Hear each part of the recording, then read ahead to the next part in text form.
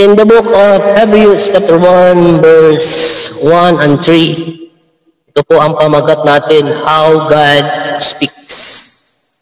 Sabi po ng Biblia, Hebrews chapter 1 verse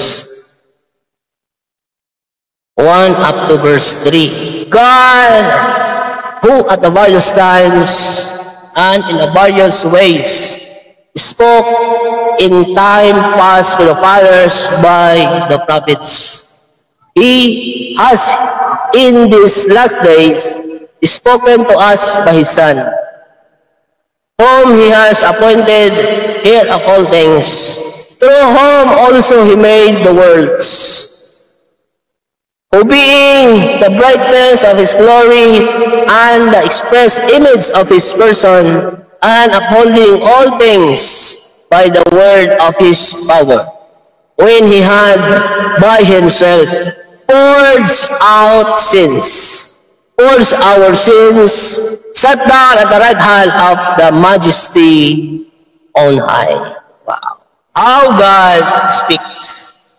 So, dati po, ang Diyos po ay nagsasalita. Sabi po ng Biblia, mga kapatid, number 1, God spoke in the past by the prophets. And that is number 1 po. And that is verse number 1, mga kapatid. Siya po ay nagsasalita po sa pamamagitan ng kanyang mga propeta, mga kapatid. Sabi po dito, God has not been silent sa kanilang time po, mga kapatid. Ang Diyos po ay nagsasalita sa pamamagitan ng mga propeta. Yan po in the Old Testament, mga kapatid. How God spoke to the prophets, sometimes through the angels. Naalala niyo ba si Abraham, mga kapatid, in the book of Genesis chapter 8, meron pong isang anghel na ginamit po ng Diyos para po mapaabot po ang mensahe po kay Abraham. Mga kapatid, alam niyo po, sometimes God speak directly sa buhay po ni Moses.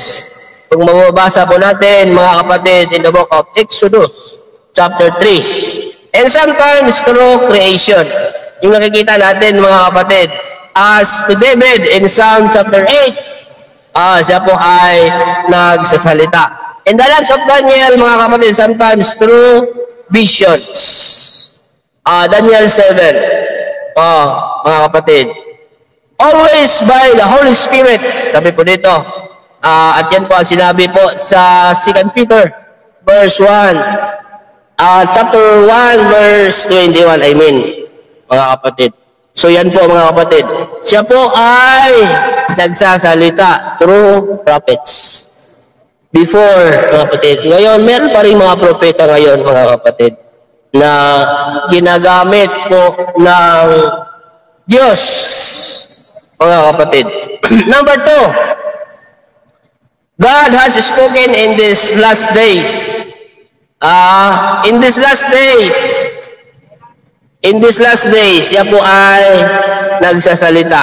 And that is verse number 2, mga kapatid.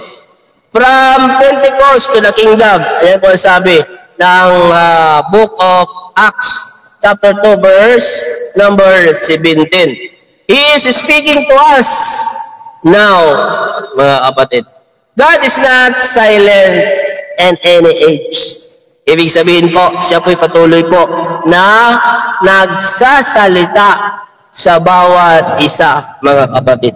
Simula noon hanggang ngayon, siya po ay nagsasalita, mga kapatid. Number 3, God has spoken to us through His Son. Diba, mga kapatid? Ulitin ko po, number 3. God has spoken to us through His Son. And that is verse number 2 and verse number 3, mga kapatid. Sabi po dito, everything we need to know is in Jesus. Do you want to know about God's grace?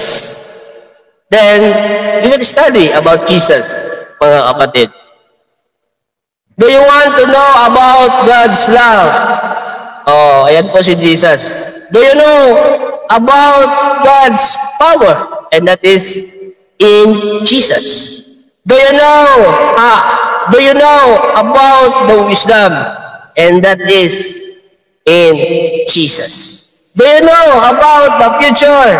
And that is in Jesus.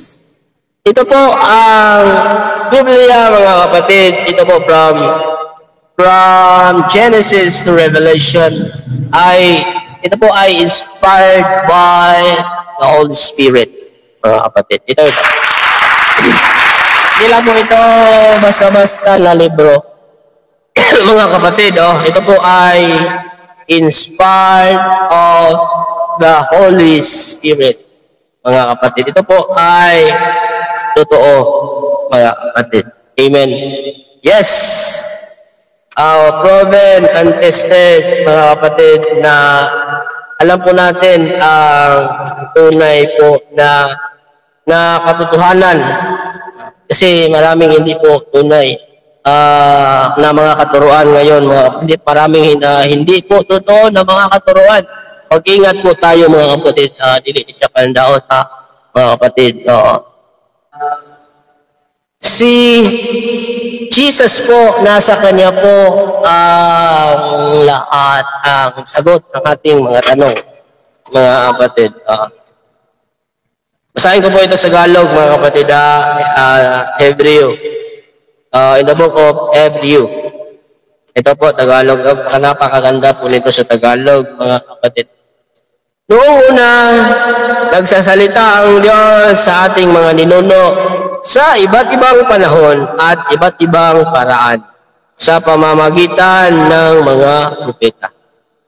And that is number 1. Siya po nagsasalita sa pamamagitan ng kanyang propeta. Ngunit ngayon, siya ay nagsasalita sa atin sa pamamagitan ng kanyang anak. Sa pamamagitan ng anak ay nilikha ng Diyos ang sansinukob at siya ang itinalaga niyang magmay-ari ng lahat ng bagay. Ang anak ang maningning na sinag ng Diyos, sapagkat kung ano ang Diyos, gayon din ang anak. Siya ang nag-iingat sa sansinukob sa pamamagitan ng kanyang kapangyarihang salita. Pagkatapos niyang linisin tayo sa ating mga kasalanan, siya ay lumuklok sa kanan ng Diyos, ang makapangyarihan sa lahat. Wow.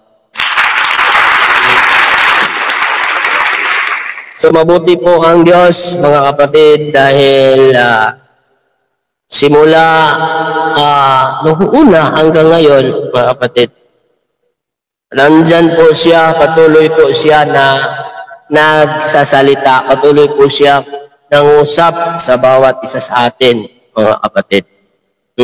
Patuloy po na yung banal at makapangyarihang salita ay patuloy po nahayag sa pamamagitan po ng kanyang mga lingkod, sa pamamagitan po ng kanyang mga anak. Tayo po lahat, mga kapatid, ay instrumento ng Diyos upang ating mapaabot ang tunay na mensahe ng magandang balita patungkol sa ating Panginoong Hesukristo, mga kapatid. Siya po ay nagsasalita, matagal na po siyang nagsasalita, mga kapatid. 2,000 years ago, mga kapatid.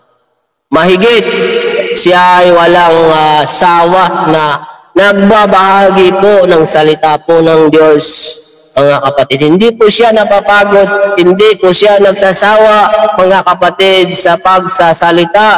Siya po ay nagpapaabot ng tunay na mensahe patungkol sa ating Panginoong Hesukristo, mga kapatid. Alam niyo ba, mga kapatid, na sa ating kapanahunan ngayon, mga kapatid, nandito tayo sa in the last days, mga kapatid. Panahon sa grasya, mga kaigsunan, mga kapatid. Siya po ay nagsasalita, kapatid. Bless po tayo dahil patuloy po niya tayong binibigyan ng pagkaing spiritual. Patuloy po niya tayong minamahal. Patuloy niya po tayong inaaruga, mga kapatid. Patuloy niya po tayong iningatan at patuloy niya tayong pinagsasabihan. At patuloy niya po tayo, mga kapatid, na binigyan ng kalakasan upang tayo, mga kapatid, ay magpapatuloy sa paglilingkod po sa Diyos na buhay, mga kapatid, mga kaibigan. Amen. So yan po ang Diyos na ating pinaglilingkuran. Hindi po siya tahimik, mga kapatid. Siya po ay patuloy na nagsasalita at nagpapahayag ng mabuting balita, mga kapatid. Tayo po ay kinukomisyon ng Panginoon, tayong lahat. Hindi lang po ang mga pastor, mga kapatid. Tayong lahat ay mga evangelists. Diha kang Kristo, lagingon si Jesus, ang lakaw kamo sa tibuok kalibutan. O gisangyaw ninyo ang mayong balita. Ang tanan nga mo to magpabaptismo luwas. Apan ang dili mo to siya pagkahukman sa sinat. Yan po ang katotohanan, mga kapatid. Lahat po tayo ay kinumisyon ng Panginoong Hesus. Hindi lang po trabaho ng mga pastor ito, mga kapatid, kundi ating lahat na nagbilib sa ating Panginoong Hesus Kristo. Mga kapatid, hallelujah. Maraming salamat po.